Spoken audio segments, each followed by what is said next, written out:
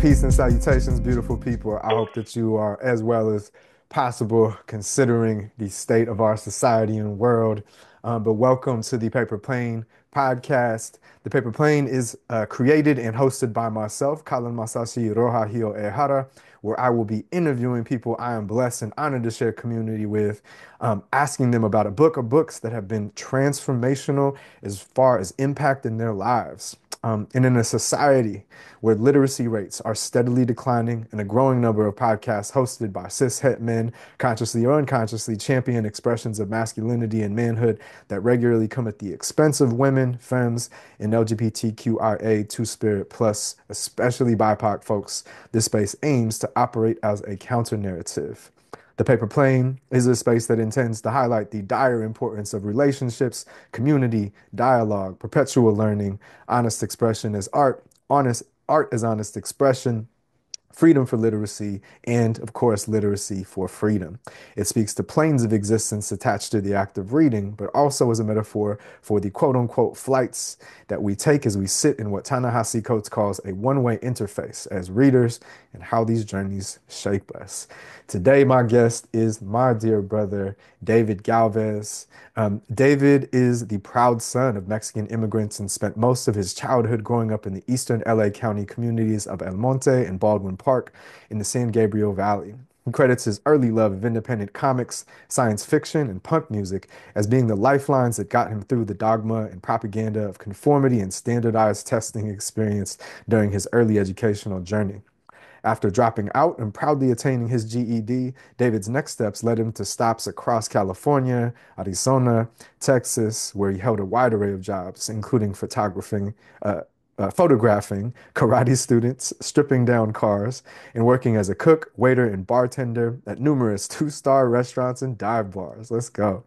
His search for a decent dental care plan led him back to the classroom, where he eventually received his bachelor's in English from UC Berkeley and a master's in education and counseling. A master's in education and counseling psychology from the University of Texas at Austin. He's since carved out a career as an educator for over 15 years, where he served as a substitute teacher, nonprofit educator, counselor, professor, and higher education administrator at the University of Texas, UC San Diego, and Ventura College. He currently serves as the director of equity at the College of San Mateo, where he continues to center, support, and lend compassion, humor, and love towards students' academic and career journey in search for intellectual freedom. David currently lives in Pacifica, California with his partner and wife Marely and their fur baby Fela Cutie. I am so happy to be welcoming my dear brother David Galvez. David, welcome to the Paper Plane podcast. Thank you so much for being here today, sir. Of course, thank you. Really appreciate this opportunity to talk about Los Burros. So I appreciate the invite.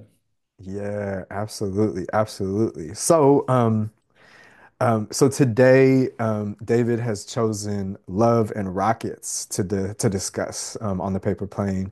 Love and Rockets is a comic book series by the Hernandez brothers, Gilbert, Jaime, and Mario. It was one of the first comic books in the alternative comic movement of the 1980s.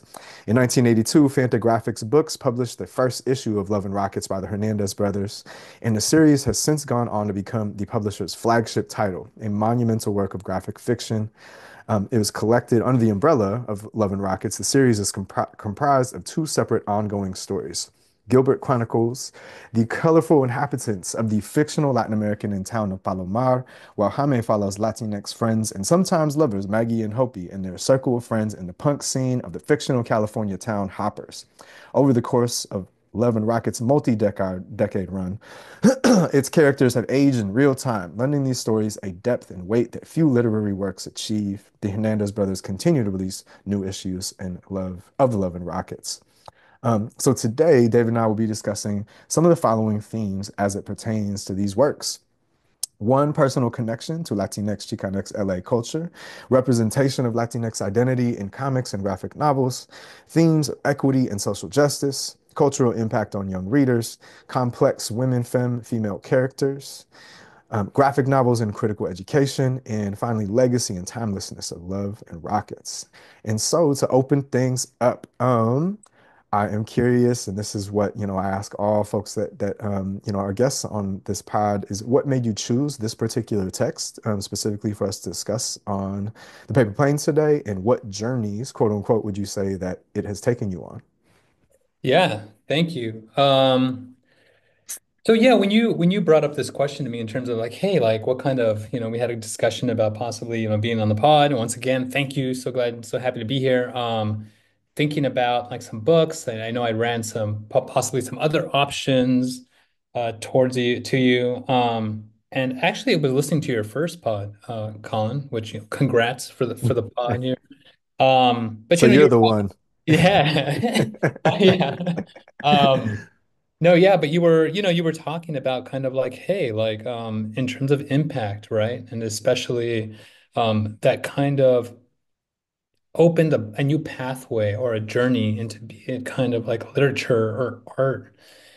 And I thought back to kind of like Love and Rockets, and Love and Rockets really kind of like it really is a bit of an intersection to all these other interests that define me as, growing up as a young man. Mm, Um, hmm and especially like identifying as Chicanx, becoming aware of the identity through reading the graphic novel. I mean, once again, like punk culture, Chicanx culture, the two stories of Palomar and Locas, and kind of like talk, on one end you have the Chicanx community, on the other hand you have, this really incredible view looking into the Central American community of Palomar, right?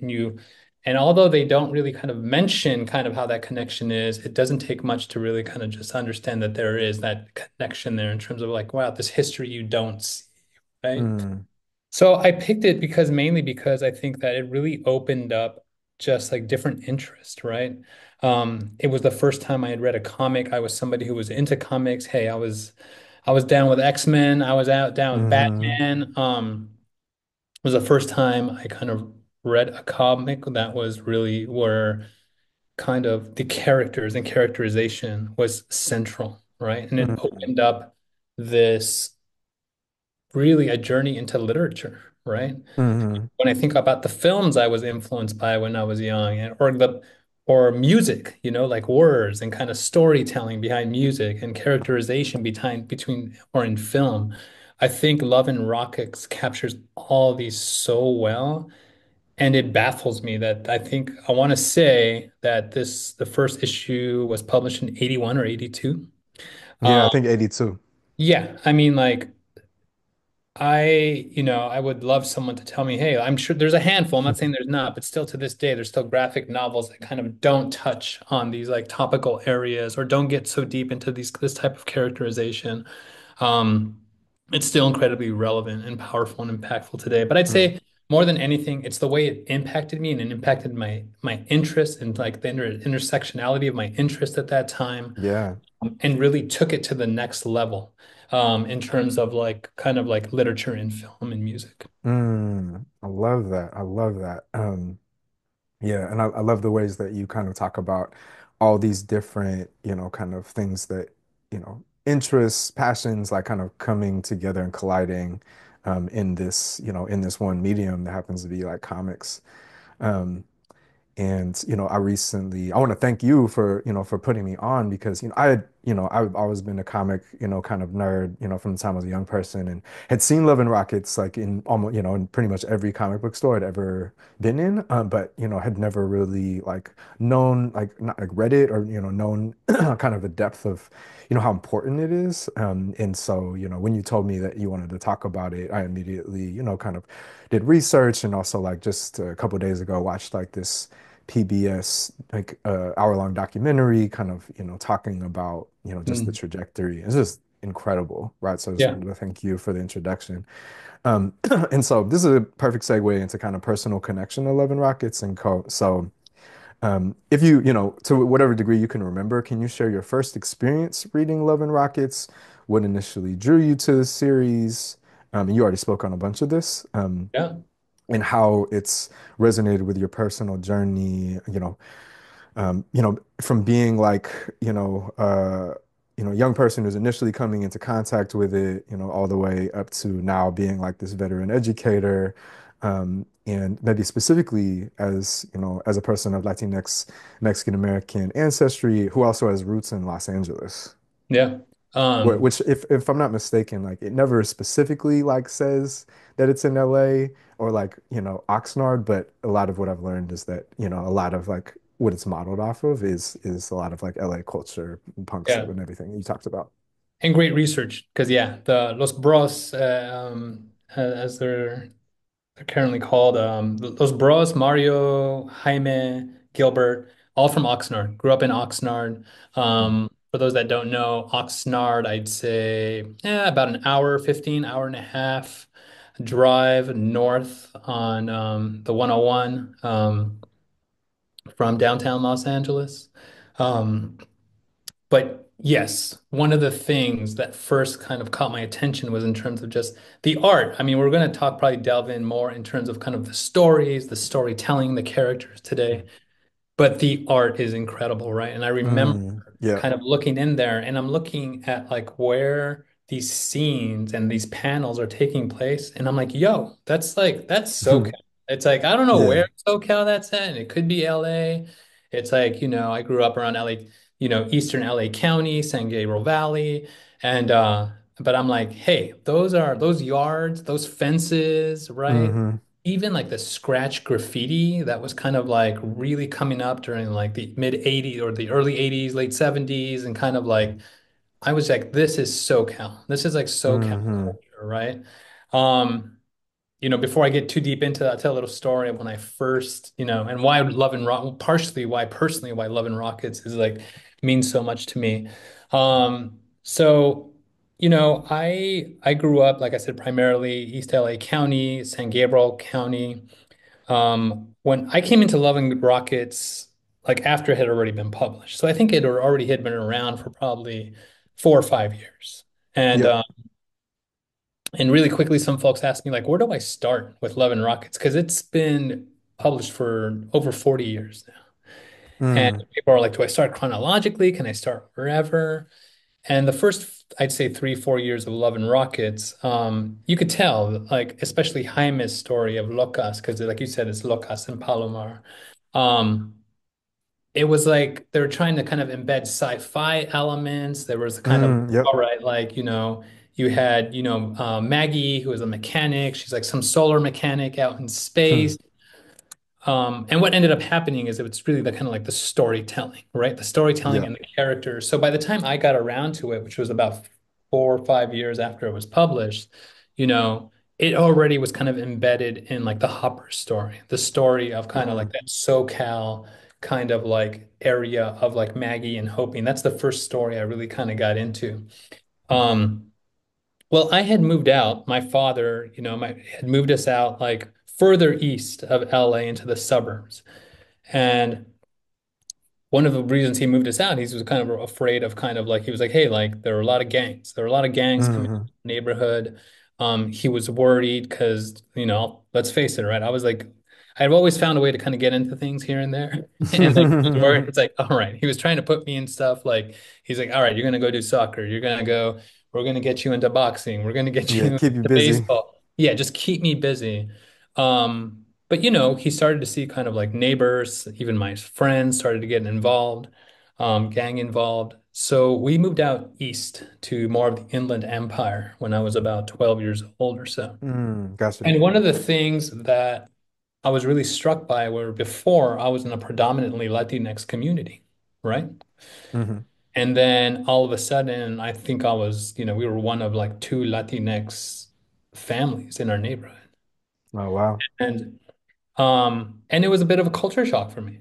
And I was just Hmm. like, oh, like all this, like, just like this community and this sense of community that you're around where I grew up. It was kind of like gone, right? Mm.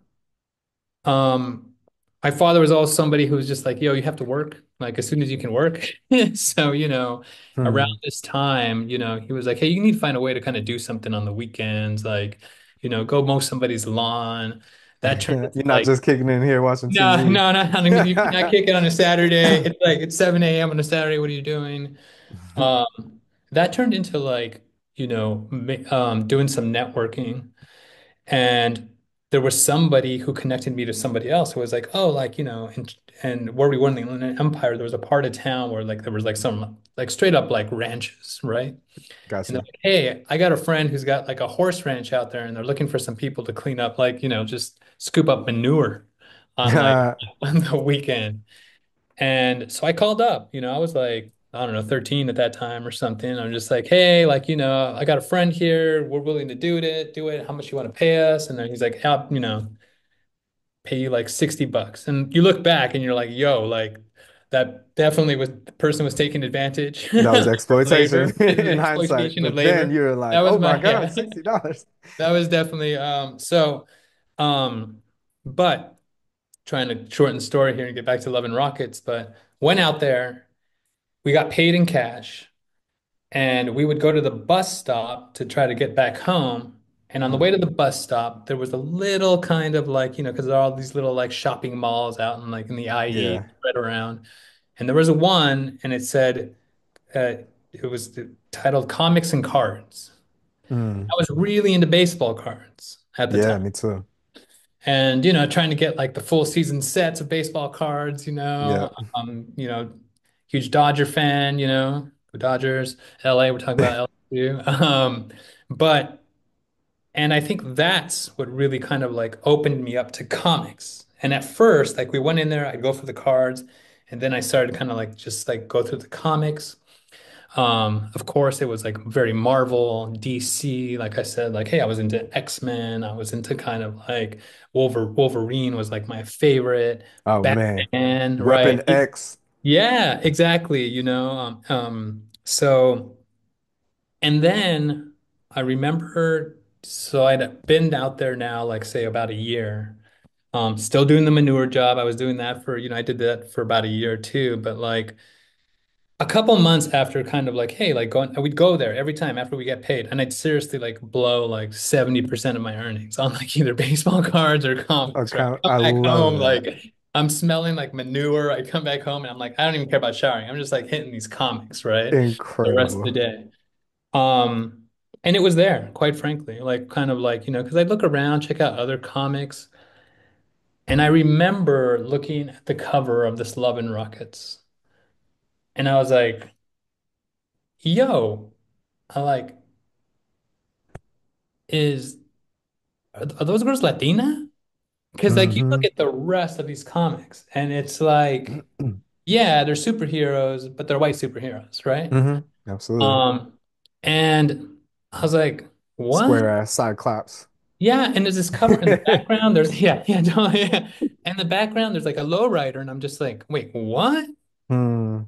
And I just remember opening it and just all these feelings, because at that age, I knew that something had been not necessarily taken from me, but that connection to culture and my culture and that specific LA, SoCal, Mm. Latinx culture was part of that was gone, right? Mm. Because you wake up and you're embedded in that when you live in it. You're seeing lowriders, you're seeing kind of Yeah. like your people, you're kind of like, and not just that, just LA in general is diverse, right? There's like Yeah. diversity, right? Um, and that wasn't around anymore. And then when I Mm. opened those pages, I felt like I was just like, and like I said, they're from Oxnard. They're obviously kind of like using Oxnard as a template, Hmm. but it's really a template for like so-called Latinx culture. And I think Yeah. that I was just all of a sudden like, whoa, I remember like just being in the corner, like reading this entire Love and Rockets, like just like Mm. whipping through it. And I'm just Yeah. kind of like, and the characters, just kind of the characters, just like how authentic they were. At that age, I Hmm. didn't have the lens to be like, oh, like this characterization is incredible, and kind of they're using Yeah. this and that. It was just like straight up like somebody was just talking about like family or friends and telling Yeah. stories. Um, and it was done in such an authentic manner that I just immediately had this like connection to it where I was like, oh dang, I'm like, and I remember the next like it was a bi-weekly gig with the Horseman gig, and like I remember I Love could it. not wait to like just and I spent and then I went and started getting the back issues and I started Mm. like going back. Oh, So that's there's like incredible. Yeah, so it was like a really personal connection, and like kind of it was more like this connection to like something that I was really missing and that I wasn't seeing it because all of a sudden too, I was like, going to like private school and kind of like my culture was just like completely different. I had moved maybe like, I don't know, 17, 18 miles away, but I was like Hmm. completely different space. Hmm. Um, and at least that the Loca story, which was the first one I really got into. I got into Gilbert's Palomar uh, later. But that Loca story, especially Jaime's Loca story, I think was just something that I desperately needed at that time. And that's what's cool, Mm. like literature and film or books or music. It's like it's not about necessarily what you look for sometimes, but what finds you sometimes. And I felt Ooh. that, and that was the first time I think like a piece of art had really like found me was Love and Rockets. Oh my God. I love that. That's such a beautiful reflection. And I I love that like there's that expression like, like shoveling shit, like that literally that's what you were doing. And if it makes you feel any better, not once, not twice, multiple times, I had to clean up human feces and working working at Starbucks and Pete's Coffee for about $7 or $8 an hour. That tracks. Um, yeah, right. And I usually use that money to buy records and CDs, um but yes, I'm very much connected with that piece. Right. And I think Lemons this into is lemonade, right? man, right? And you were speaking to a lot of this already implicitly, but for this next section, kind of around representation that you're speaking to and its importance, particularly as the Bay and LA are similar in that, you go 5, 10, 15 miles away from one place and you can feel drastically different with regards to the community that is there or lack thereof, depending on, who you are. And so as it pertains to kind of representation, the Hernandez brothers, they're known for, this like you said, authentic portrayal of Latinx communities. Mhm. So I'm wondering, how do you think their stories reflect the complexities, rich than the richness of Mexican American, broader Latinx identities? How might it speak or be in conversation with other groundbreaking works by Mexican American and or Latinx authors or artists?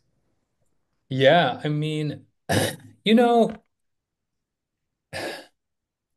Chicanx, Latinx culture, it's like when you juxtapose what they do with kind of like how media has portrayed like Latinx and Chicanx culture, I mean, it's uncomparable, right? It's like even to today, it's kind of like, it's like it's stereotypes for the most part. 90 something percent of like stereotypes, right? Hmm. The banger, the kind of like the warehouse, the package worker, whatever. It's like, and hey, it's like who also have their own authentic stories, right? But Hmm. it's like, Hmm. but I think for the most part, what you see in traditional media is kind of like this Latinx and Chicanx culture really presented as a monolith, right? Yep. Yep. And what it really is it's like menudo, right? Or it's like pozole, right? It's Hmm. like, I like radishes in my stuff. I like some Hmm. extra oregano, or kind of like it's about mixing it up. Hmm. Um, I think one of the best things about both of these stories, both Palomar and Locas, is the complexity in which they really kind of show, both cultures, right? All Latinx and Chicanx culture. So I'll use Locas as an example here, where even within that story of Hoppers, so Hoppers is the fictionalized city, right? They call it Hmm. Huerta, they call it Hoppers, which is really kind of like that SoCal town. And in Yep. Hoppers, you have Chicanx folk who are like, it's majority Chicanx, but you have folks who are punks, right? Folks, you have cholos, you have cholas, you have like, you've got nerds, you've got geeks, you've got Hmm. skaters, you've got all different types, Yeah. right? You got cholos and cholas who aren't banging, who aren't interested in that. It's like Hmm. you've got geeks who are trying to bang. It's like you got all Hmm. intersections within this. Yeah.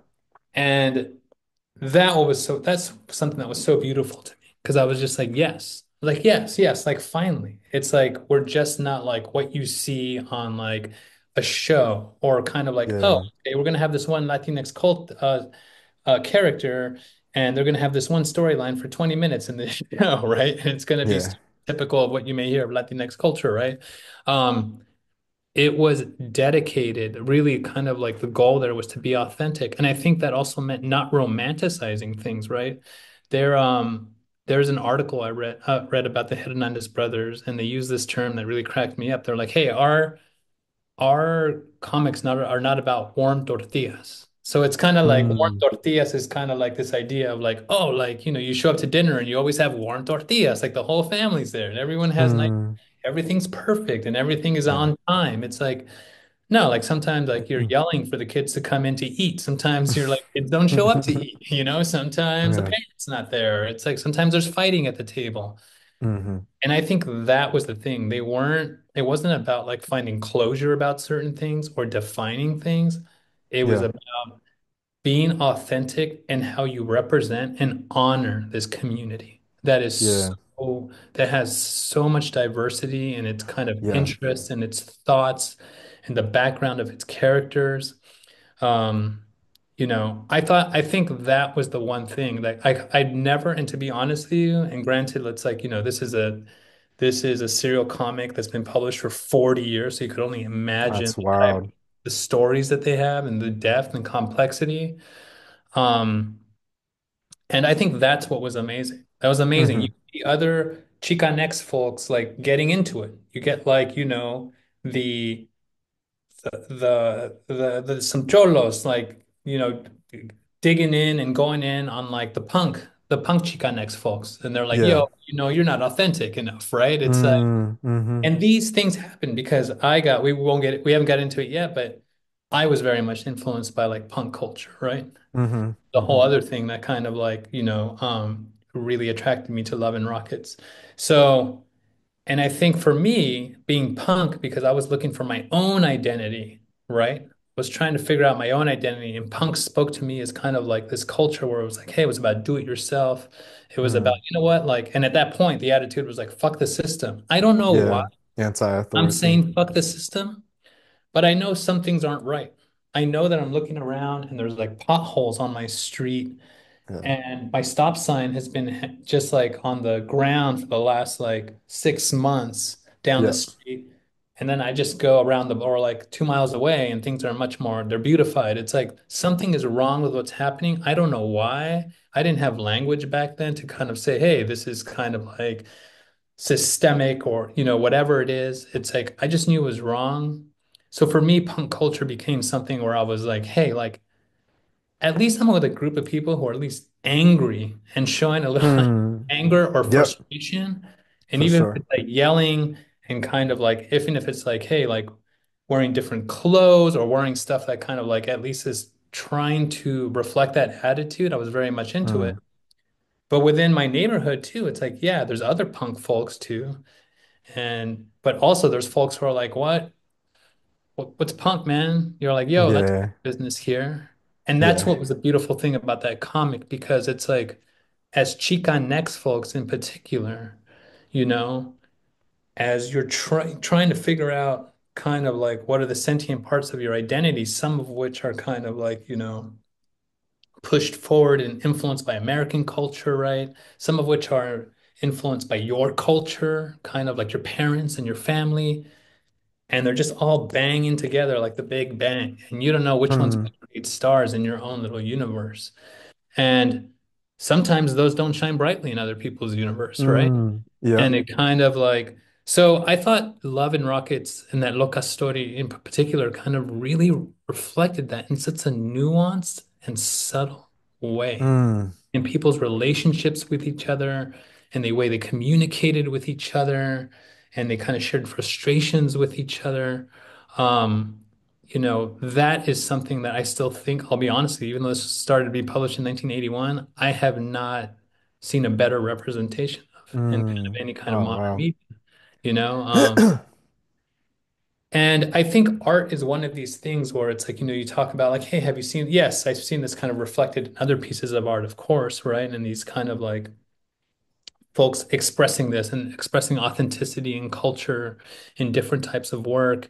Um, but I think, with Love and Rockets, because of like the time that they've spent on it, like I've just never seen it done so in-depthly because it is so complicated. And I think like with Wow. each year, you would think like, oh, is there like an ending or a conclusion to all this? It's like, no, it just gets messier and messier. Hmm. But I think it reflects the beauty of like Chicanx culture that it's like Hmm. it's growing and it continues to Hmm. grow. And there's just more elements and more elements to kind of throw on there. Yeah. Beautifully said. I'm like immediately it made me think of Chimamanda, the Nigerian writer Chimamanda Ngozi Adichie, in Mm, her TED Talk where she talks it's the danger of the single story, right? correct. And like how I think particularly right, not just in the United States, but globally, non-white perspectives, the perspectives of BIPOC folks regularly are boiled down to, like you said, these kind of monolithic, stereotypes and Hmm. um, she says the problem with stereotypes is not that they are untrue, it's that they are incomplete, that they only tell one part of the story, and they make one part of the story the only story, right? And so it's like important to, like you said, like have art that, humanizes, that unpacks, all of these incredibly complex, facets of all of our identities. And, even if and when like we maybe do happen to fit into a stereotype or stereotypes in certain ways, right? But that there's so many other layers and complexities and I really appreciate you think, you kind of talking about some of your burgeoning critical consciousness around like whether it was like spotting a pothole or just, like sensing on your nerves that, things weren't, that it wasn't supposed to be this way.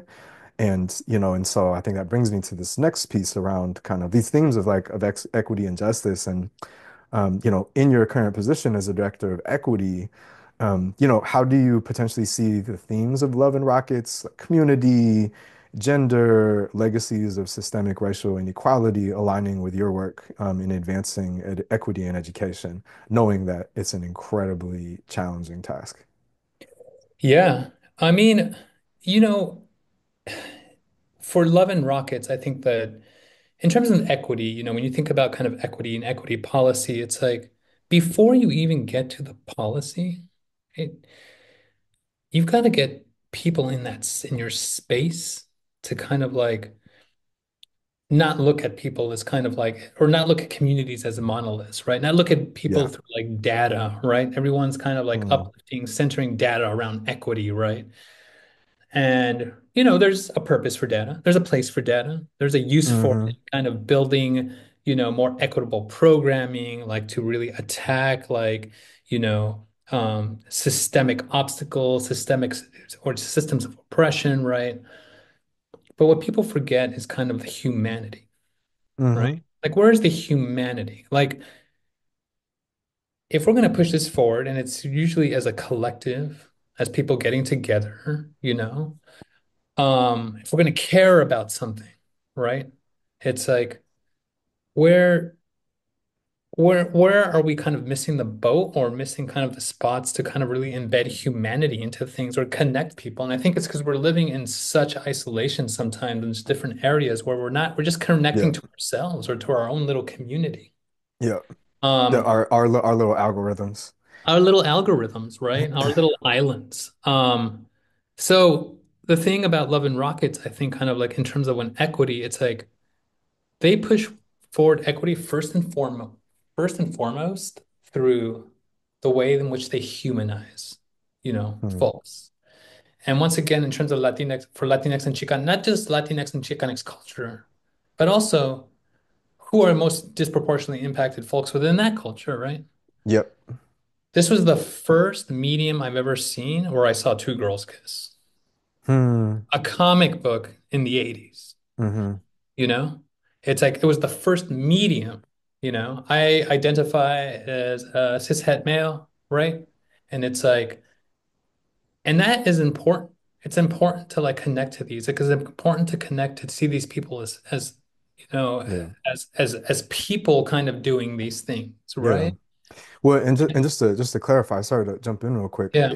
I imagine, when you say that, like this is the first time in, in Medium, maybe specifically comics that you'd seen two Yeah. girls kiss. I imagine too that it was, you know, in the direction of humanizing, these two people and their connection, as opposed to like being some sort of spectacle for the entertainment of men. Right. Or being sexualized just to entertain men. Exactly. Yeah. I remember that. I could tell you the panels of how that looked like, but I remember too because so it's Hopi and Maggie. Hmm. Hopi identifies as lesbian, right? Queer. It's never even like it's just that's Hopi. Hopi's outspoken. She is like a fireball, um, Hmm. strong, independent.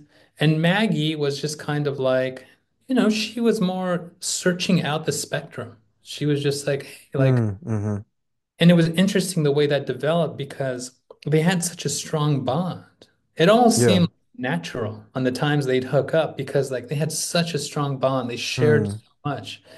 And I remember that scene when Hopi goes in, leans in to kiss Maggie, and it was like there's this, and this is the genius of like Jaime drawing this, but there's a scene where like, afterwards Maggie is just kind of like you could just tell she's reflecting. She's not like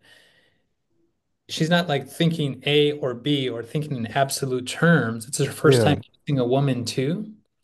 And Hmm. like obviously, later in the stories, right? She's more bisexual, right?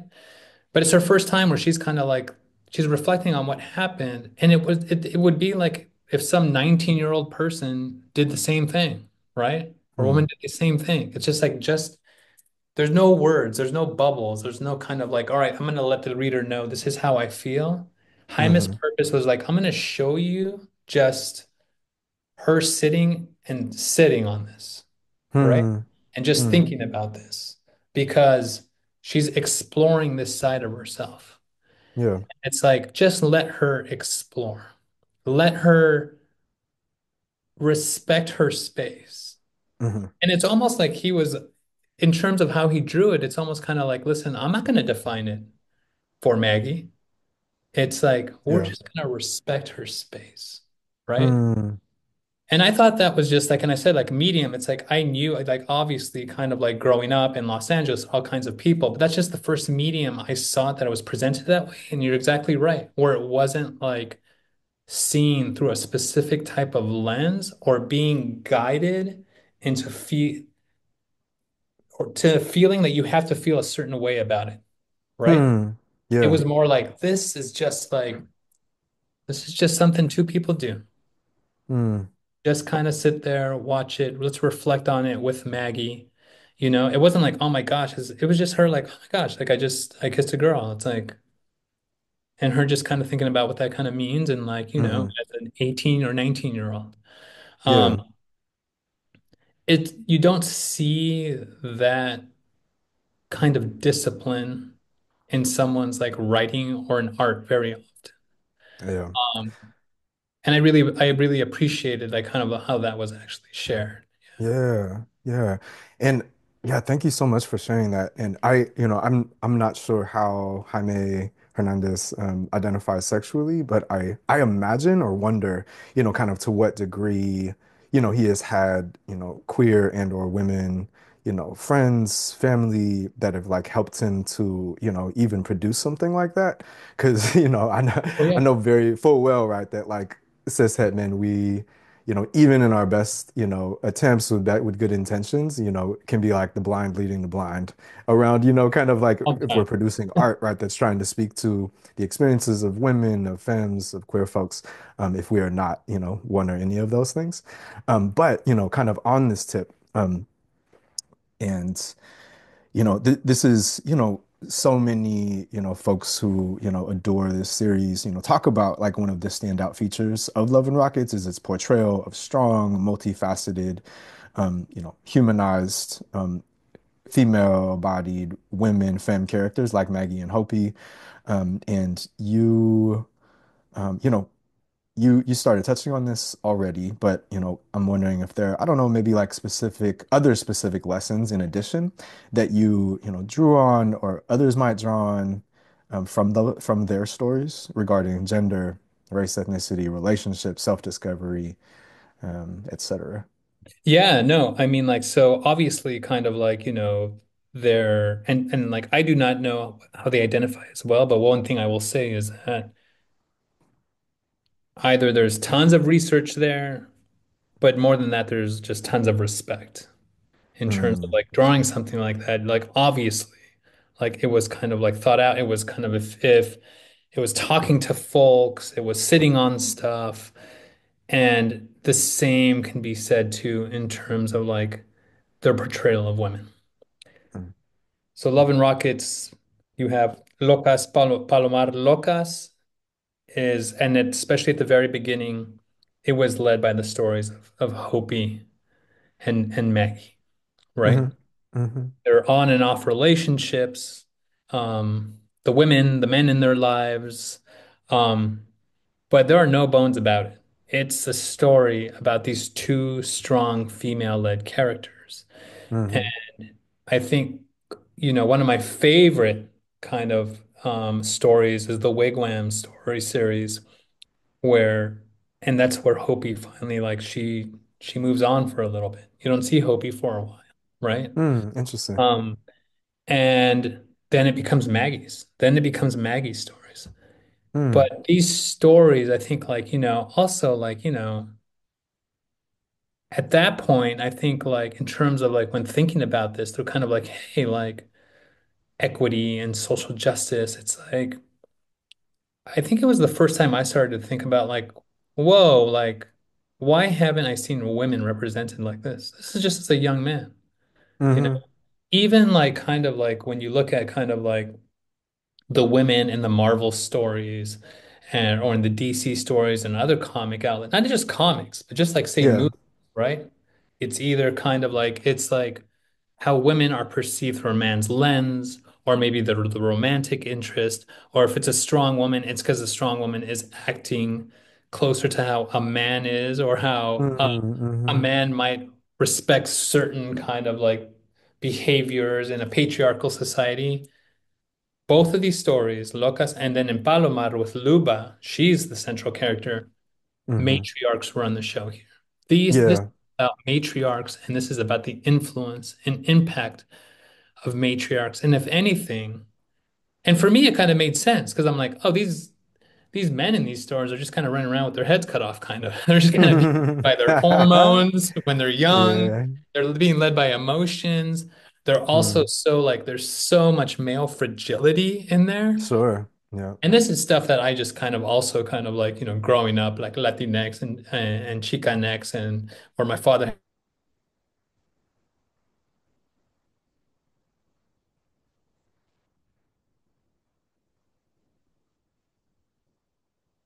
kind of like spoon fed about kind of like how men lead the world and lead spaces and lead Mm. families. Um, and so I think like that was like incredibly authentic, And then, but it's not just that, it's like also kind of like, hey, like the stories about kind of like there's stories about kind of women having abortions, right? Mm. Women kind of like their relationships with both men and with women, right? Um, I just think like it lent an incredible lens that was just so different from what you saw in like the norm and kind of in just traditional both literature at that time and in comics and in film. Um, but it was really incredible. And in Palomar, you have Luba. So Luba is like kind of like, the person who, she starts off, I think she's like a bathhouse worker when she starts off with the stories of Palomar, who becomes like a strong matriarchal figure through the community, ends up being the mayor of the town. Mm. hmm And same thing though. And from reading kind of some interviews with Jaime and with Gilbert, they talk about like, well, it's like it's not like we purposely went out there and we're like, hey, let's make a story about like female-led characters. we had strong female models and Yeah. influences in our home. We'd come Yeah. home, and that's something I think I connected to too. Like I was raised with two Mm, sisters, you know. My mom was the one who was at home most of the time. When I went over a mhm. friend's house, it was like their mom and like friends of their mothers and kind of Yeah. chismeando, talking about Mhm. kind of game and kind of like and kind of telling us what to do and Yeah. like I felt like the lead was coming from like women, right? Yeah. The mentors and who was holding it down. Yeah, the mentors and like and the it was more about the balance of also like the compassion, the empathy, but also kind of like also understanding that you have to be kind of strong and forceful at times too, but Mm. to do it like in a specific, it was so much different than like kind of like this idea of kind of like a man's traditional way of like, oh, you got to stand up for yourself and you got to kind of draw a line and kind of Mm. like, no, there's smarter ways to do that, right? As we've all Yeah. kind of like learned. So their portrayal of like women, it was just like for me, I was just like, oh, why hasn't anybody shown this before? Because it's just Mm. so authentic and it's something I've experienced. It wasn't like, you know, it's not like they were making something up or it was like some Yeah. Yeah. fictional story. I'm like, well, this Yeah. is like Sure. how it looks like, at least in my community. Yeah. And why isn't this shared? Yeah. And so for me, I think kind of like, that's something that I've always kind of held on to, kind of Hmm. in Hmm. Rockets is kind of like, and also you just see these women, since they're the lead characters and the universe, the Love and Rockets universe revolves around them. They're not static. So Mm. when the comic started, I think Hopi and Maggie were 18. They're almost 60 now. Wow. So That's so cool. Because that's like very different than say The Simpsons, right? Where it's like Bart is forever 10 years old and that's really cool. absolutely. There was a movie that was made by Richard Linklater.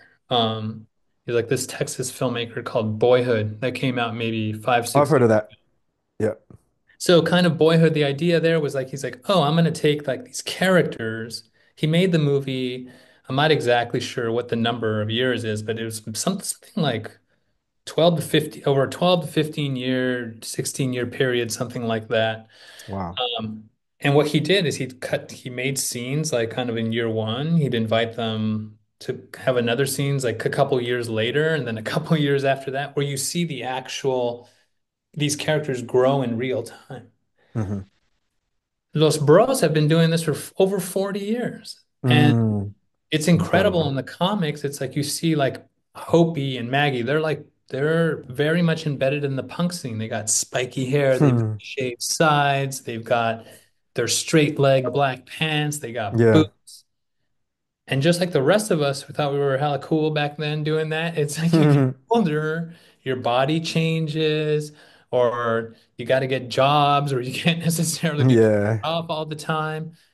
And you see kind of like, hey, like, so you're seeing kind of not just the inner changes within them, but you're seeing they're also those physical changes, right? Mm. And you're seeing kind of like how they battle with this too, right? You have women, their conversations, like one of the last ones I read, they're like talking about like menopause, right? Because you know what? That's real. That's what women around that age are starting to possibly talk about, right? In Yep. conversation. It's like you're not talking about which punk band you want to see when you're 18.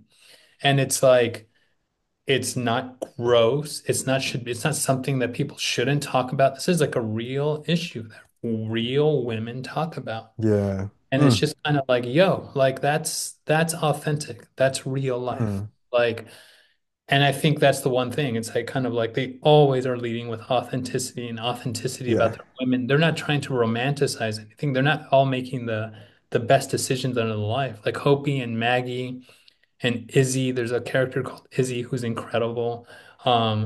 They make mistakes. They have regret. Yeah. Yeah. And you meet them at that human level, which is kind Mm. of like really, and going back to like that kind of just like embedding a little humanity in characters. Hmm. Hmm. You're meeting at that human level because you and I are getting older, right? And it's like, oh, dang, Hmm. like kind of like we're looking different. It's like things are changing. Hmm. How does that affect us? How does it affect the way we think about things or changes we have to make, right? Ooh, them pre-diabetic diagnoses, I boy. was just talking to someone about that right now, actually. Oh So, Lord.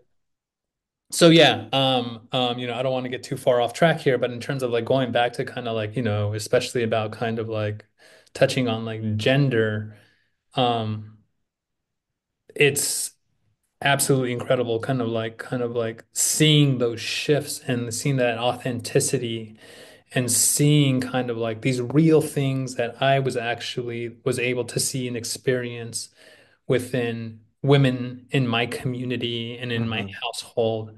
It's kind of like just given a little bit of attention. Yeah. As Oh, there was hardly any attention being given to. absolutely. I love what you said about, them in interviews that you've read, talking about like, we didn't set out to like, do this, explicit like empowering of women and the kind of like, but like, they're just like we just happen to be pretty good at just like reflecting the reality of how amazing women are in our community and that like, that raised us and that we grew up alongside. And um And the real yeah, shit they and the yeah. real shit they have to go through and like just as Hmm. people, right? But as women, it's like, hey, like sometimes there's not the same privileges as men that you have in terms of kind of Hmm. making decisions or your options around something. Like for example, Maggie is this super incredible mechanic. And like Hmm. episode one, and you could see there's a little fumbling on the storytelling. It's like, but it's still there, right? In the Hmm. early episodes. But she's like this solar mechanic, but she battles throughout the entire series. People are like, "You're a mechanic, just go get a job here." It's like, oh no, but there's this self-awareness that she knows that men are gonna feel either intimidated by her when she comes in because she's such a talented mechanic, Hmm. or they're going to be put off by her, or they're going to react in a negative way towards her. And that as a woman that's in a male-dominated workspace, she's going to have to navigate that. So when sometimes she'll be like, "No, I'm just going to try to get a job somewhere else. Go Hmm. and work at a restaurant," because she just doesn't want to deal with that just simple bullshit of having to deal with like Hmm. guys' fragility Hmm. over kind of whether or not they feel that she might be a better mechanic. And Yeah. it's like, Yeah. and like that's something that men, for the most part, do not deal with when it comes to kind of going into a workspace, right? Hmm. But women in a professional environment, it's like it's something that's always kind of like there, right? Yeah. Yep. Yep. And I guess the thought I have before transition is um yeah, just like me holding simultaneously like just like huge, huge, you know, everlasting respect and gratitude for the Hernandez brothers and, and men who are doing everything in their power to like, produce art that humanizes women, female body folks, femmes, and also at the same time, like trying to hold like we don't deserve like extra recognition just for like doing the right thing. Hmm. Um, and and just yeah, but that was just the thought. But you spoke to, the fact that we're aging, and so kind of as we begin to, slowly begin closing out, thinking about like legacy and timelessness of Love and Rockets. So, as you mentioned, so more than 40 years since its debut, Love and Rockets continues to be influential. What do you think makes the series timeless? How does it continue to inspire, readers and creators today, do you think? They're just one of those rare pieces of art that, I mean, if it debuted today, and it's kind of sad just thinking about kind of where we are as a society. But if it debuted today, I'd be like, whoa, this is ahead Mm. of its time. I'm not seeing anything like this today. Man. It's like kind of like, Hmm. same with like music or something, right? When you hear Bro, time. I was listening to Wu-Tang Forever in the car the other day. I was like, if this came out today, this shit would be banging. But sorry Yeah, to interrupt. I was listening to some Outkast the other day. I'm like, dang. Oh, get I was out of here. like, what? Three Stacks and Big Boy, man. Good Lord. Yeah, or I was listening to the Donuts the other day, and I'm just like, Oh, R.I.P. what? J Dilla. Yeah, so it's that type of piece of art, where it's like, mm, and it has never gotten, I think, like, yes, I think like in specific critical circles and independent spaces in comics, everyone knows what's up with Love and Rockets.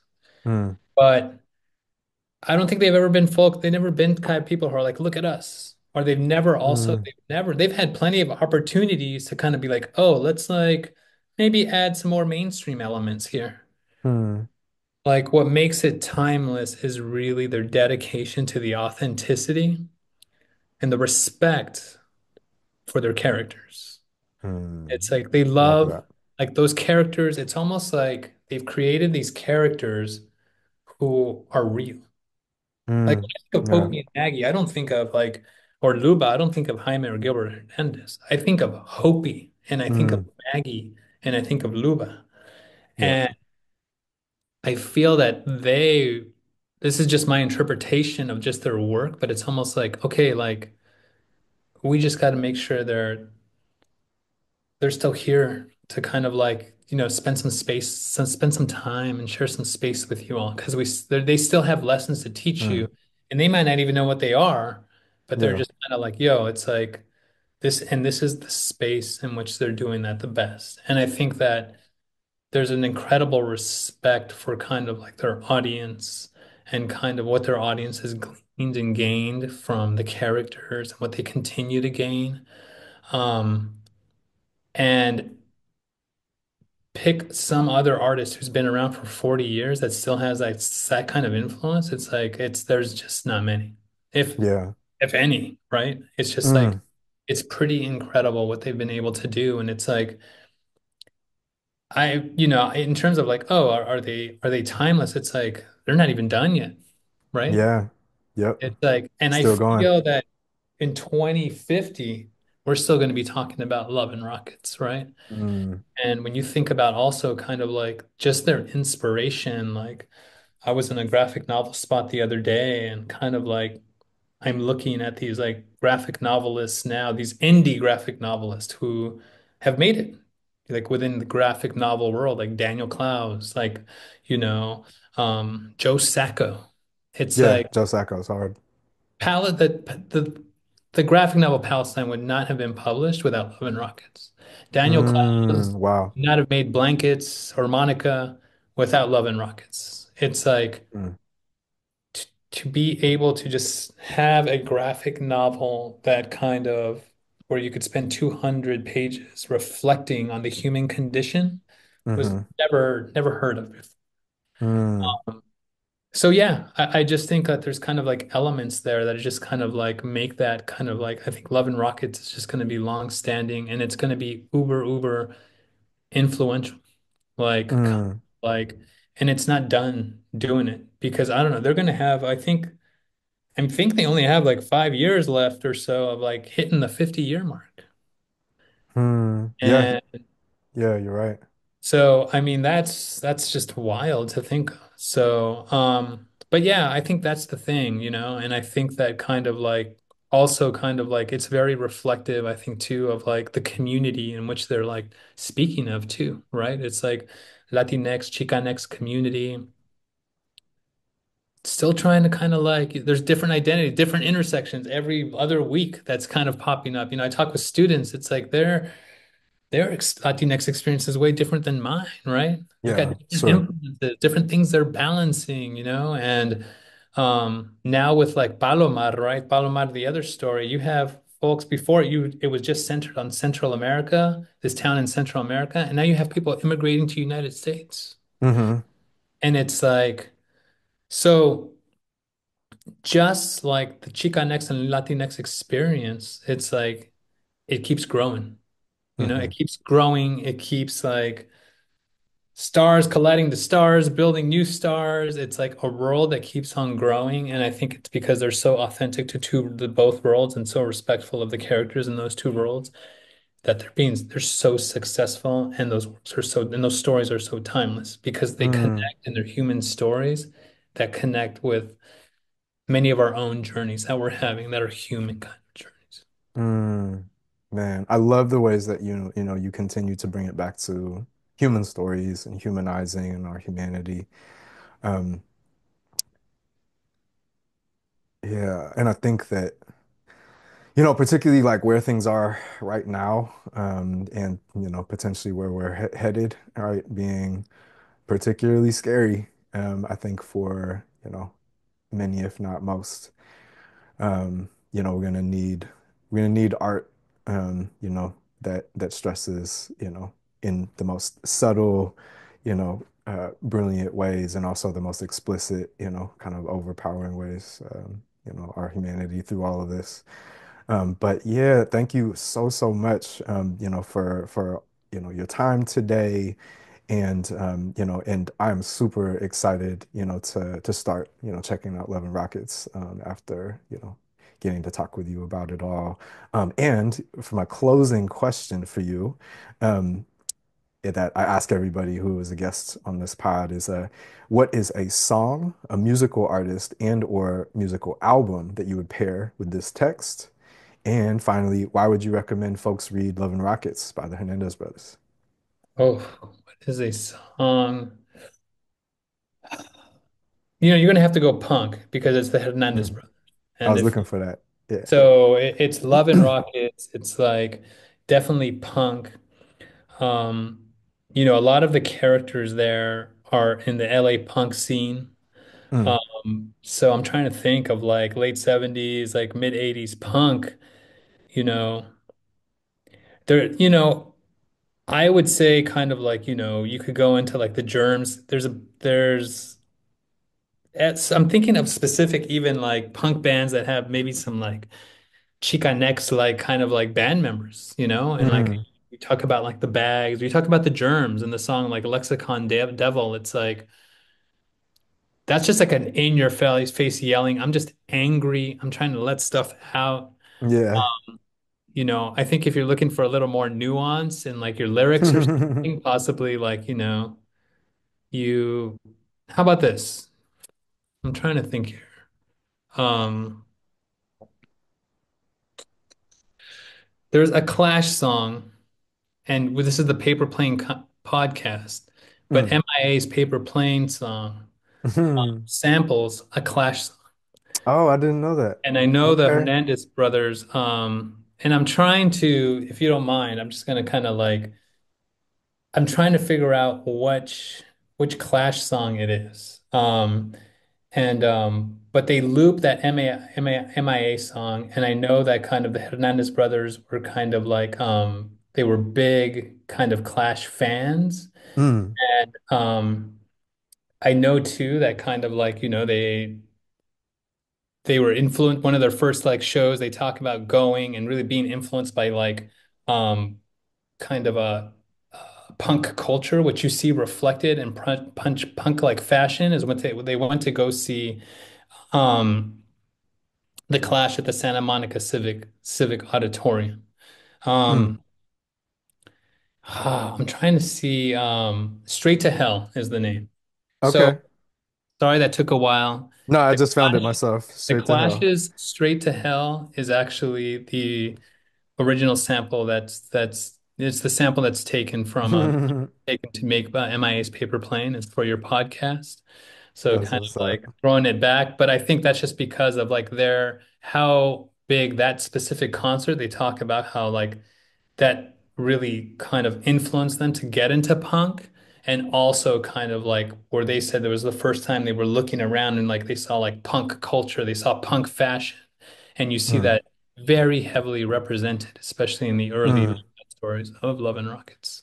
And Love not just it. that, when you read the lyrics, like the Clash were pretty political and they're kind of like, Yeah.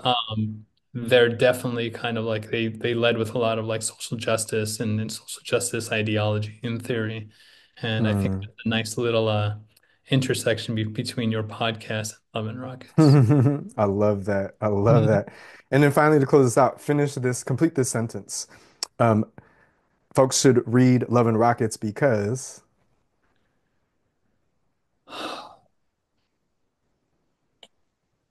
Folks should read Love and Rockets because it's the greatest graphic novel story ever ever told and that continued to be told. Pew, pew, pew, pew, pew, pew. I love it. I Purr, love purr, it. purr. Yo, thank you again so much, brother. I love you. And just always, grateful for our time together anytime that gets to happen. So thank you so much again for being a guest today and educating us on the Hernandez Bros Love and Rockets.